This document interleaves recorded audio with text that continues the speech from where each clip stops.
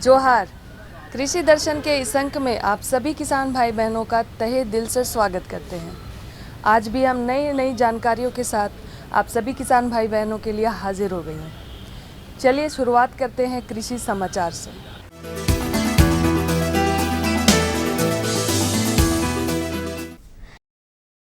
नमस्कार, कृषि समाचार में आपका स्वागत है। मैं हूं अनुश्री। आइए देखते हैं आज कृषि समाचार में क्या है खास। ड्रिप इरिगेशन लगवाने के लिए किसानों को दिया जाता है 90% अनुदान। गर्मी में मवेशियों को लू से बचाने के लिए करें बेहतर उपाय। फूलों की बेहतर कटाई करता है रोज सिकेटियर। सिंचाई जल की बचत करने के लिए ड्रिप सिंचाई पद्धति बहुत ही कारगर साधन है। राज्य में सिंचाई जल की समस्या को देखते हुए राज्य सरकार राज्य के किसानों को ड्रिप इरिगेशन अपनाने के लिए एक योजना के तहत 90% अनुदान देती है। टपक सिंचाई पद्धति यानी ड्रिप इरिगेशन सिंचाई जल की काफी मात्रा में बचत तो करता ही है, साथ ही इसके उपयोग से गुणवत्तापूर्ण फसल भी प्राप्त होती है। इसलिए राज्य सरकार की एक योजना के अंतर्गत ड्रिप इरिगेशन अपनाने वाले किसान भाइयों को लागत का 90% राशि अनुदान स्वरूप देने का प्रावधान है, ताकि यहां के किसान इस पद्धति का उपयोग कर बेहतर खेती बाड़ी कर सकें। जिस प्रकार गर्मी के मौसम में हम लू से बचने के लिए अपना ख्याल रखते हैं, ठीक उसी प्रकार हमें अपने मवेशियों का भी ख्याल रखना पड़ता है। कुछ छोटे मोटे उपायों को अपनाकर हम अपने मवेशियों को लू की चपेट में आने से बचा सकते हैं। ये उपाय क्या है, आइए जानते हैं पशु विशेषज्ञ से। गर्मी के दिनों में लू से बचने के लिए जानवरों को धूप में खुली हवा में ना छोड़ें। सुबह में चरने के लिए अगर छोड़ते हैं तो 9 बजे तक 10 बजे तक इसे अपने चारागाह में आवास के अंदर इसे कर लें और फिर शाम को 4 बजे 5 बजे के बाद ही इसको चरने के लिए आप छोड़ सकते हैं। किसान भाइयों, वर्तमान महीना यानी 30 मई तक ओल की फसल लगाने का उपयुक्त समय है।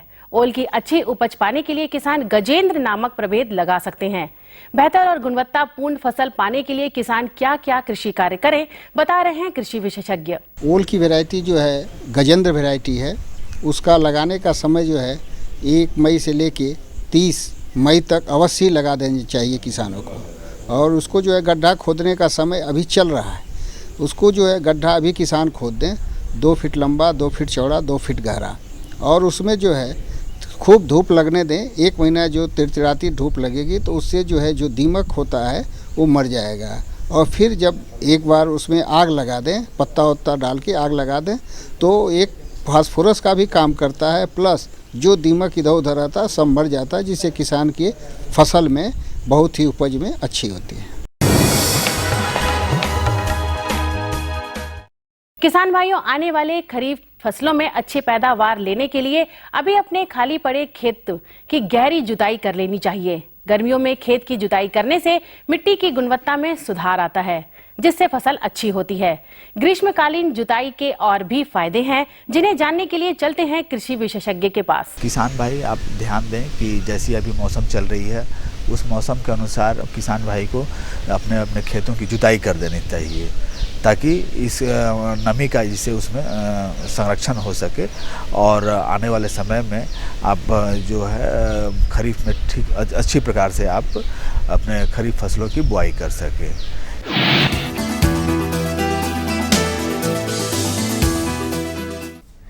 फूलों की कटाई करनी हो या पौधों के डंठलों की छटनी करनी हो, इन कामों के लिए बेहतर उपकरण है रोज सिकेटियर। इस उपकरण की और क्या है खासियत, आइए जानते हैं। ये है रोज सिकेटियर। पौधों और फूलों की बेहतर कटिंग के लिए इसका इस्तेमाल होता है। इस उपकरण में तेज एवं जंग रोधी एक ब्लेड लगा होता है, जो फूल एवं पौधों के डंठलों को आसानी से काटता है। सबसे खास बात इस उपकरण की यह है कि पौधे के कटे हुए हिस्से उसी में फंसे रहते हैं, जिससे आप उचित स्थान पर फेंक सकते हैं।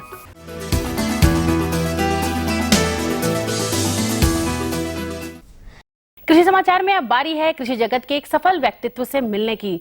तो आइए मिलते हैं सफल किसान से। ये किसान अपने क्षेत्र में सब्जियों की बेहतर खेती के लिए जाने जाते हैं। सफल सब्जी उत्पादन के बारे में पूछने पर ये बताते हैं कि कृषि की वैज्ञानिक पद्धतियाँ इसके लिए बहुत उपयोगी हैं। सब्जियों की खेती वैज्ञानिक विधियों द्वारा करने पर उपज में बढ़ोतरी के साथ गुणवत्तापूर्ण फसल भी प्राप्त होती है। जो भी हम लोग खेती जो लगाते हैं उसको बहुत सोच समझ के भाली भांति करते हैं, इसलिए कि समय, मौसम और खाद, बीज और मिट्टी की जुताई और मिट्टी जांच, इन तमाम चीज़ों को मद्देनज़र रखते हुए हम लोगों खेती का प्रयोग करते हैं। हम झारखंड प्रदेश के युवाओं के लिए हम यह एक संदेश देना चाहते हैं कि ज़्यादा से ज़्यादा संख्या में अपना ही खेत खलिहान में खेती बाड़ी करने का प्रयास करें।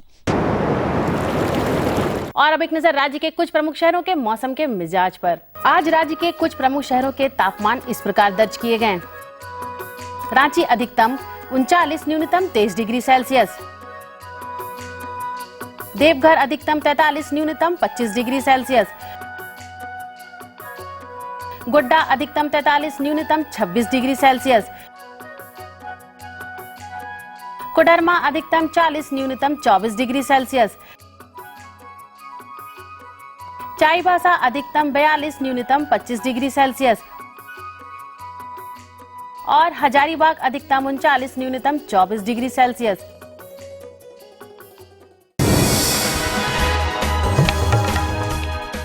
और अब मंडी भाव में आइए नजर डालते हैं अनाजों के भाव पर। राज्य की खाद्यान्न मंडियों में चावल और मक्का जैसे प्रमुख अनाजों के भाव स्थिर हैं।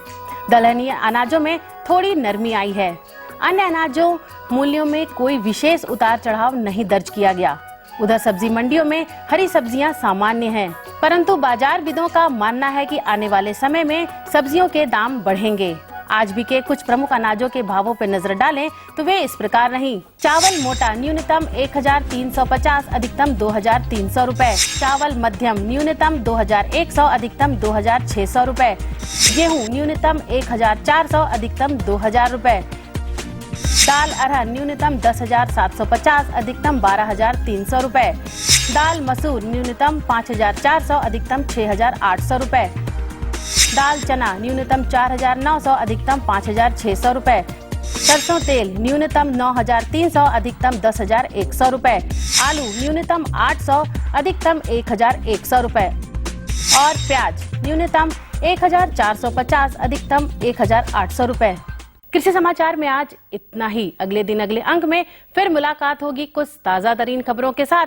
तब तक के लिए दीजिए इजाजत। नमस्कार, जोहार।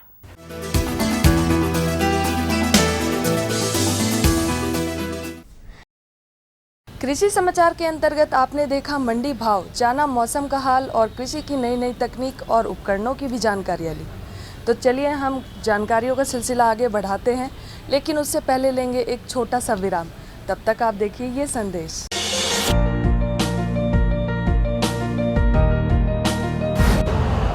यूरिया का स्वदेशी उत्पादन 70 लाख टन बढ़ाने के लिए 6 उर्वरक संयंत्रों का उद्धार किया जा रहा है। FCIL के गोरखपुर, सिंदरी, तलचर और रामागुंडम संयंत्र, HFCL की बरौनी इकाई और BVFCL की नामरू 4th। सोने पर सुहागा ये है कि देश में अब बनेगा सिर्फ नीम लेपित यूरिया, क्योंकि इससे होगा किसानों का फायदा ही फायदा। अनाज का उत्पादन 10% तक बढ़ेगा। बढ़ेगी 10 से 15% नाइट्रोजन क्षमता।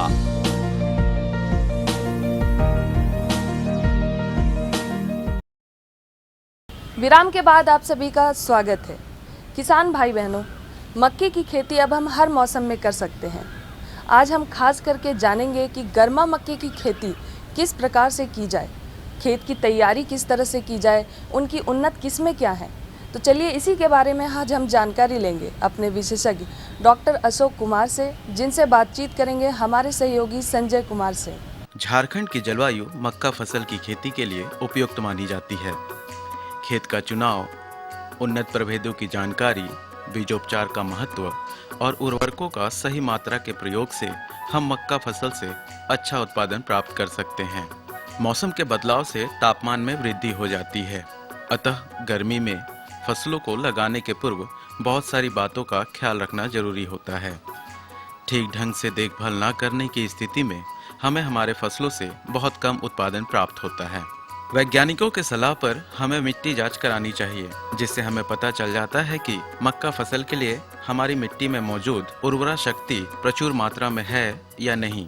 आमतौर पर झारखंड की मिट्टी अम्लीय होती है, इसलिए फसल बुआई से पहले 3 से 4 क्विंटल बुझा हुआ चूना प्रति एकड़ की दर से भुरकाव कर खेत की जुताई कर देना चाहिए।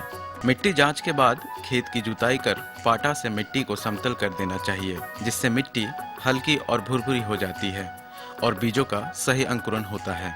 अंतिम जुताई से पहले मिट्टी में गोबर खाद का प्रयोग करना फायदेमंद रहता है तथा मिट्टी जनित कीटों के लिए रासायनिक कीटनाशक क्लोरिफॉस का 4% और मलाथियान का 6% पाउडर प्रति एकड़ की दर से मिट्टी में भुरकाव कर देने से मिट्टी में मौजूद कीड़े मकोड़े मर जाते हैं। मक्का फसल की खेती से हम अच्छा उत्पादन प्राप्त कर सकते हैं अगर उन्नत प्रभेदों की जानकारी हो तब, क्योंकि बहुत सारी किस्मों की अवधि कम होती है जिसे हम लगाकर कम समय में ही ज्यादा से ज्यादा पैदावार ले सकते हैं। आमतौर पर मक्का फसल की खेती सभी प्रकार की मिट्टी में हो सकती है, मगर उसके लिए सिंचाई का समुचित व्यवस्था भी होना अनिवार्य होता है। इसलिए समय समय पर विशेषज्ञों की सलाह पर सिंचाई कब और कितनी मात्रा में करनी चाहिए, इसकी जानकारी किसानों को जरूर ले लेनी चाहिए। उन्नत किस्म के बीजों के चयन के बाद बीजोपचार एक महत्वपूर्ण प्रक्रिया है। इसके लिए किसानों को सलाह दी जाती है कि रासायनिक दवा कार्बेंडाजिम का 2 से 3 ग्राम प्रति केजी बीज की दर से बीजों को उपचारित कर बुआई करना चाहिए। गर्मा मक्का की खेती झारखंड में काफ़ी कम होती है, इसलिए किसान, क्योंकि यहाँ पर बारिश ज़्यादा होती है लेकिन बारिश का पानी सारा का सारा निकल जाता है, तो वैसे स्थिति में पानी जो है जाड़े के फसल के लिए थोड़ा बहुत रहता है और गर्मा में बिल्कुल न के बराबर पानी रह जाता है। केवल तालाबों में या जोरिया में कहीं कहीं रहता है, या फिर आप अगर कुआं में जाएं तो थोड़ा बहुत पानी रहता है, जिसके कारण लोग सब्जी की खेती करते हैं। लेकिन कहीं कहीं किसान भाई के पास पानी का स्रोत है जो कि गर्मा में भी मक्का की खेती करते हैं, तो उनके लिए यही सलाह है कि गर्मा में जब भी आप खेती करें तो सावधानी थोड़ी सी बरतनी होगी, लेकिन उपज निश्चित रूप से आपको ज़्यादा होगा। सावधानी यही बरतनी है इसमें कि कभी भी आपको पानी की कमी नहीं होने देना है, क्योंकि गर्मा में काफ़ी पानी का डिमांड रहता है। मक्का में इसको पानी ज़्यादा चाहिए, तो वही किसान भाई खेती करें गर्मा में मक्का की जिसके पास समुचित पानी की व्यवस्था है। अन्यथा दूसरे सब्जियों की खेती करें जिससे उनको ज़्यादा लाभ मिलेगा। अगर किसान भाई गर्मा में मक्का की खेती करते हैं तो उसके लिए उनको खेत की अच्छी तरह से जुताई पहले कर लें। जुताई करके अगर नमी है खेत में तब तो ठीक है, नमी नहीं है तो बुआई से पहले एक हल्की सिंचाई खेत में करें, और हल्की सिंचाई करने के बाद जैसे ही 1 दिन में या 2 दिन में खेत जोतने के लायक हो जाए तो उसको खेत को जोत लें, और खेत जोतने के बाद उसमें बुआई करें। बुआई से पहले चूना का प्रयोग ज़रूर करें, क्योंकि अपने यहाँ की जो मिट्टी है अम्लीय मिट्टी है और चूना का काफ़ी इसमें महत्व हो जाता है। तो अगर चूना का प्रयोग करते हैं तो 1 हेक्टेयर में 3 किलोग्राम चूना बुआई से पहले जब लाइन बनाते हैं तो उसमें लाइन दे के, खुड़ में दे के, लाइन में दे के और उसमें मिला दें और तब फिर बुआई करें। बुआई के लिए 18 से 20 किलो जो है इसका मक्का का बीज, लगभग 20 किलो के बराबर बीज प्रति हेक्टेयर के हिसाब से बुआई करते हैं। जो अपने यहाँ प्रभेद हैं, किस्में हैं, वो अच्छी किस्में जैसे सुमान कंपोजिट हम लोग लेते हैं, किसान भाई खेती करते हैं सबसे ज़्यादा इसकी। लेकिन आजकल अब हाइब्रिड का ज़माना आ गया है, संकर किस्मों का ज़माना आ गया है, तो किसान भाइयों से यही हमारा निवेदन है कि कोशिश करें कि संकर किस्म लें, क्योंकि गर्मी में जो प्रकाश ज़्यादा होता है और भोजन ज़्यादा बनाता है मक्का, क्योंकि उसकी पत्तियां जो है चौड़ी होती है और उसका उपज बढ़ जाता है। इसलिए इसका लाभ किसान को, क्योंकि खर्चा तो बढ़ जाता है पानी ज़्यादा देना पड़ता है, तो उस हिसाब से किसानों को ज़्यादा फायदा हो इसके लिए गर्मी में अगर खेती करते हैं तो संकर मक्के की खेती करें तो ज़्यादा फायदा होगा। तो संकर मक्के में आप गंगा सफ़ेद 2, गंगा सफ़ेद 5 या फिर और किसी भी, जैसे शक्तिमान मक्का है, काफ़ी अच्छा मक्का होता है, उसमें प्रोटीन की मात्रा काफ़ी बढ़ जाती है। तो शक्तिमान 1, शक्तिमान 4 में से कोई भी प्रभेद ले सकते हैं। तो किसी भी संकर मक्का का प्रभेद आप अगर किसान चाहें तो ले, और इसको 2 फीट की दूरी पर, लाइन से लाइन 2 फीट की दूरी पर और पौधा से पौधा 20 सेंटीमीटर की दूरी पर बुआई कर दें। और बुआई करने के साथ साथ इसमें जो नेत्रजन होता है, जो खाद होता है, नेत्रजन और फास्फोरस और पोटास, ये तीनों खाद पड़ना चाहिए समुचित मात्रा में। तो उसके लिए किसान भाई क्या करें कि 120 किलो नेत्रजन, 60 किलो फास्फोरस और 40 किलो पोटास की ज़रूरत पड़ती है। तो उसके लिए जो भी नेत्रजनीय खाद है, जैसे 18% DAP में भी होता है और 46% नाइट्रोजन होता है आपको यूरिया में, तो इसको आपको किसान भाइयों को, या SSP देते हैं तो SSP में नाइट्रोजन नहीं होता है, तो इसका आकलन करके पूरा का पूरा फास्फोरस, पूरा का पूरा पोटास और आधा नाइट्रोजन, आधा नेत्रजन बुआई के समय किसान भाई दे दे। और उसके बाद 1/4 जो नाइट्रोजन बचता है वो यूरिया के रूप में लगभग 65 किलोग्राम यूरिया आता है। तो उसको आप किसान भाई बुआई करते हैं उसके 30 दिन के बाद, और फिर जब धनबाल निकलता है, धनबाल निकलने के समय नाइट्रोजन की, नेत्रजन की काफ़ी आवश्यकता होती है। तो किसान भाई आप लोग निश्चित रूप से धनबाल के समय में 65 किलोग्राम यूरिया प्रति हेक्टेयर के दर से छिड़काव करें और साथ में सिंचाई करें, तो निश्चित रूप से उपज आपको ये आप रासायनिक उर्वरकों की बात कर रहे हैं। अगर किसान भाई जैविक उर्वरक के माध्यम से अगर खेती करना चाहें तो ये कितना कारगर होगा? इसके साथ साथ आपको रासायनिक उर्वरक तो निश्चित रूप से देना है किसान भाइयों को। इसके साथ साथ किसान भाई कंपोस्ट जो है वो दे सकते हैं लगभग 100 क्विंटल प्रति हेक्टेयर के दर से, 50 से 100 क्विंटल प्रति हेक्टेयर की दर से निश्चित रूप से कंपोस्ट देना चाहिए, क्योंकि गर्मा में अगर कंपोस्ट देंगे तो निश्चित रूप से आपको ज़्यादा उपज मिलेगी। क्योंकि गर्मा में कीड़े मकोड़े कम आते हैं, घास कम उगते हैं, तो इसका फ़ायदा किसान भाई को निश्चित रूप से मिलेगा। तो इसके लिए कंपोस्ट की मात्रा किसान भाइयों को ज़्यादा से ज़्यादा उपयोग करनी चाहिए। इसके अलावा किसान भाई जब खेती कर रहे हैं तो इसमें गर्मा में सिंचाई का बहुत ज़्यादा महत्व है, और सिंचाई के लिए किसान भाई सबसे उपयुक्त जो समय है सिंचाई के लिए, एक तो जब घुटने की अवस्था होती है उस समय निश्चित रूप से पानी की कमी नहीं होनी चाहिए, और जो धनबाल निकलता है और जिस समय बाली निकलता है इस अवस्था में नमी की कमी बिल्कुल नहीं होनी चाहिए। उसके अलावा किसान भाइयों को रेगुलर इंटरवल पर, जैसा उनका खेत डिमांड करता है उसके अनुसार सिंचाई देना पड़ेगा। लगभग 20 से 25 दिन के अंतराल पर किसान भाइयों को सिंचाई देना पड़ेगा, और कुल मिला के हमको लगता है कि 5 से 6 सिंचाई निश्चित रूप से किसान को करना है, आवश्यक है, तभी गर्मा में अच्छी फसल उनको मिल सकती है। डॉक्टर साहब ने कितनी अच्छी जानकारी दी गर्मा मक्के की खेती के बारे में। मुझे आशा ही नहीं बल्कि पूर्ण विश्वास है कि आप इसका लाभ जरूर उठाएंगे। डॉक्टर साहब आप हमारे कार्यक्रम में, इसके लिए आपका बहुत बहुत धन्यवाद। धन्यवाद। आपने गर्मा मक्के की खेती के बारे में जानकारी तो ले ली, तो चलिए समय हो चला है एक और विराम का। तब तक आप देखिए ये संदेश। ये लो और बताओ। बस। अरे ये क्या भैया जी, बस इतनी सी रासायनिक खाद? किसानी छोड़ रहे हो क्या? किसानी नहीं, नादानी छोड़ रहे हैं। मिट्टी की जांच कराई है, अब तो लालाजी जितनी जरूरत है उतने ही उर्वरक खेत में डालेंगे। हाँ, किसान भाई आज ही अपने जिले की नजदीकी भूमि परीक्षण प्रयोगशाला में मिट्टी की जांच जरूर करवाएं और मिट्टी में पोषक तत्व, नमी व पौधे के विकास को देखते हुए केवल जरूरत के अनुसार ही पोषक तत्व डालें। और हाँ, मिट्टी में गंधक, जस्ता, बोरोन जैसे सूक्ष्म पोषक तत्वों का पता लगाना भी न भूलें।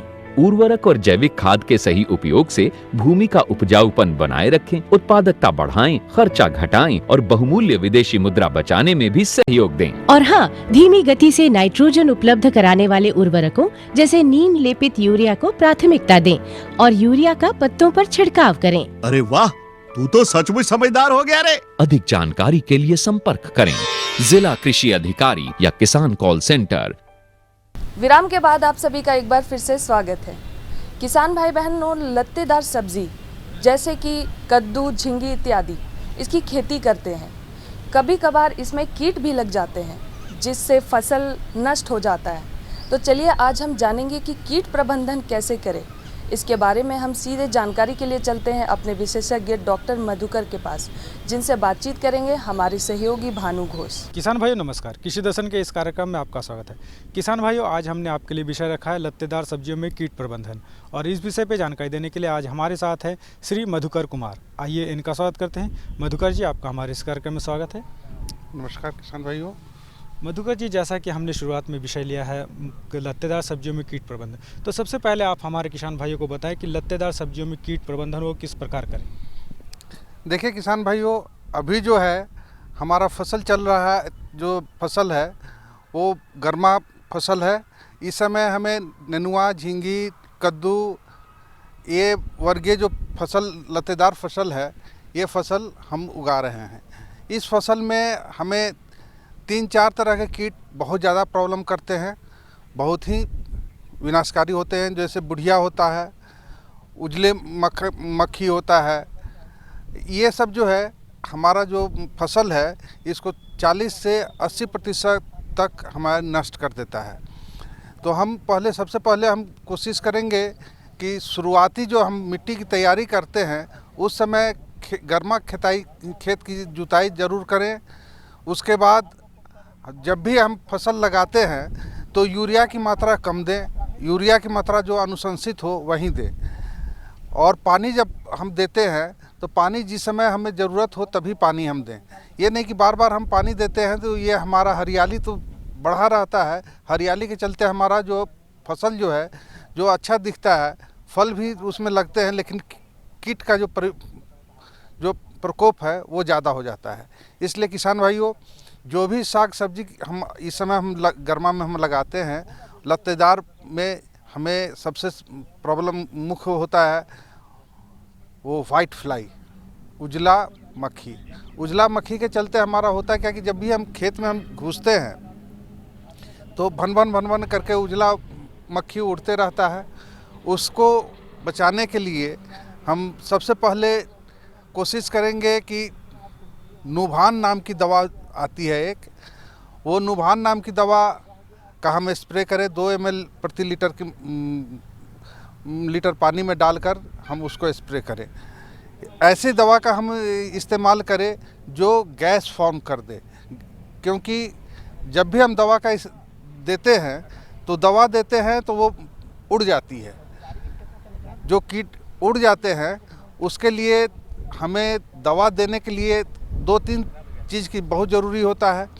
एक तो होता है दवा 2 तरह का जो होता है, एक कॉन्टैक्ट होता है, एक सिस्टेमिक होता है। कॉन्टैक्ट दवा जब हम देते हैं तो होता क्या है कि जिस समय हम दवा दिए उस समय जो कीट है वो उड़ जाता है, उसके ऊपर नहीं पड़ा तो वो नहीं मरा। अगर वो फसल में हमारा जो कॉन्टैक्ट अगर देते हैं तो हमारा जो पौधे पे बैठा जो कीड़ा है वो मर जाता है, लेकिन जो पौधे पे बैठा कीड़ा उड़ने लगता है उस कीड़े के लिए हमें सिस्टेमिक दवा देने की ज़रूरत है। सिस्टेमिक दवा अगर देते हैं तो पौधे के सिस्टम में वो रहता है, और जिस समय वो कीड़े उसके खाना कोशिश करते हैं उस समय वो कीड़ा मर जाता है। तो ये हुआ फल मक्खी, वाइट फ्लाई। इसके बाद होता है फल मक्खी। फल मक्खी जब हमारा करेला, झींगी, नेनुआ जिस समय फल लगा रहता है उस समय देखेंगे कि फल मक्खी एक डंक मारती है, डंक मारने के बाद वो उड़ जाती है। उड़ने के बाद हमारा देखिएगा कि फल जो है वो टेढ़ा हो जाता है और उसके अंदर में कीड़ा, बहुत सारा कीड़ा जमा हो जाता है। जैसे नेनुआ को काट के, चाहे कद्दू को काट के देखिएगा, चाहे करेले में देखिएगा कि अंदर में जो है बहुत सारे कीड़ा, अंदर में वो उजला उजला कीड़ा चलने लगता है। वो कीड़ा को मारने के लिए हमें सबसे पहले जो है वो इस तरह का दवा का इस्तेमाल करें जो कि वो जब कीड़ा जब आए तो वो मर जाए। तो वो कॉन्टैक्ट दवा, सिस्टेमिक दवा, इस तरह का दवा का हम इस्तेमाल करें। सिंथेटिक दवा का इस्तेमाल हम कोशिश करेंगे कम करें। इसके बाद होता है जो हमारा है भुआ पिल्लू भी हमारे ये लत्तेदार फसल में बहुत ज़्यादा प्रॉब्लम करता है।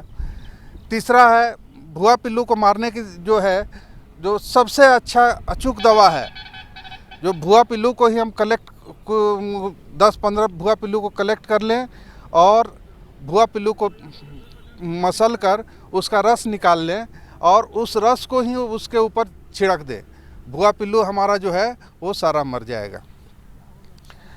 इसके बाद जो हमारा है लाल मकड़ी जो है हमारे खेत में जिस समय हम घुसते हैं तो प्रायः पत्ते के नीचे वाले सतह पे ये लाल मकड़ियाँ रहती हैं। लाल मकड़ियाँ ये जो है ये जिस समय हम खेत में घुसते हैं तो खुजलाहट हमारे शरीर में होने लगता है। जिस समय हम फसल तोड़ने लगते हैं तो खुजलाहट होने लगती है, तो समझेंगे कि हमारा ये लाल मकड़ी आ गया है।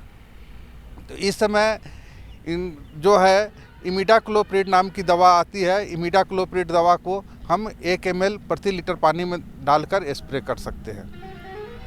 इसके बाद हमारा बुढ़िया नाम की एक कीट आता है जो कि प्रायः करेले में लगता है और ये 80 से 100% तक हमारा पत्तियों को खा जाता है और करेले में हमारा पूरा वाइट केवल पत्ती का उजला केवल रुआ पत्तियों में केवल दिखने लगता है और हरापन जो इसका होता है वो सारा खुरच के खा जाती है। इस बुढ़िया को मारने के लिए हमें सबसे पहले सुबह में जिस समय हम उठते हैं तो उस समय घर का राख में थोड़ा सा मिट्टी तेल मिलाकर उसमें सुबह छिड़क देते हैं, ऊपर से भुरक देते हैं, तो ये हमारा बुढ़िया जो है मर जाती है। और नहीं तो कोई भी नीम वाली दवा का इस्तेमाल करें। अगर नीम वाली दवा का इस्तेमाल करते हैं तो 2 ml प्रति लीटर पानी में, जैसे नीमैक्स होता है, निमिड होता है और बहुत तरह का इस तरह का दवा जो आता है नीम निर्मित दवा, उसका हम इस्तेमाल करें। इस तरह से दवा का हम इस्तेमाल करने से हम तो सबसे पहले स्वास्थ्य पे असर उसका प्रतिकूल पड़ता है और ज़्यादा अगर दवा का इस्तेमाल करते हैं तो हमारा स्वास्थ्य भी बिगड़ता है। इसलिए हम कोशिश करते हैं कि दवा का प्रयोग हम कम करें और घरेलू नुस्खे को हम ज़्यादा इस्तेमाल करें। घरेलू नुस्खे को अगर ज़्यादा हम इस्तेमाल करते हैं तो स्वास्थ्य पे हमारा अच्छा प्रभाव पड़ता है और हमारा सब्जी जो है हमारा बाज़ार में ले जाते हैं तो बाज़ार भाव हमें ज़्यादा मिलता है। इसलिए किसान भाइयों, हम कोशिश करें कि कीटनाशक का इस्तेमाल कम करें और घरेलू दवा का इस्तेमाल ज़्यादा करें। हमें आशा ही नहीं बल्कि पूर्ण विश्वास है कि इनको बताए दो तरीकों को अपनाएंगे और अधिक से अधिक मुनाफा कमाएंगे। मधुकर जी, आप हमारे इस कार्यक्रम में इतनी अच्छी जानकारी, इसके लिए आपका बहुत बहुत धन्यवाद। जोहार, जय। किसान भाई बहनों, आशा करती हूँ कि आज की जानकारियों से आप अवश्य ही लाभ उठाइएगा। तो चलिए जाते जाते आप हमारा पता भी लिख ले, जिससे आप हमें खत भी लिख सकते हैं। हमारा पता है कार्यक्रम कृषि दर्शन, कृषि प्रकोष्ठ द्वारा केंद्र निदेशक, दूरदर्शन केंद्र, रातू रोड, रांची, और पिन संख्या है 834001। तो इसी के साथ आप हमें दीजिए इजाज़त। हम अगले हफ्ते इसी दिन इसी समय फिर से हाजिर हो जाएंगे नई जानकारियों के साथ। जोहार।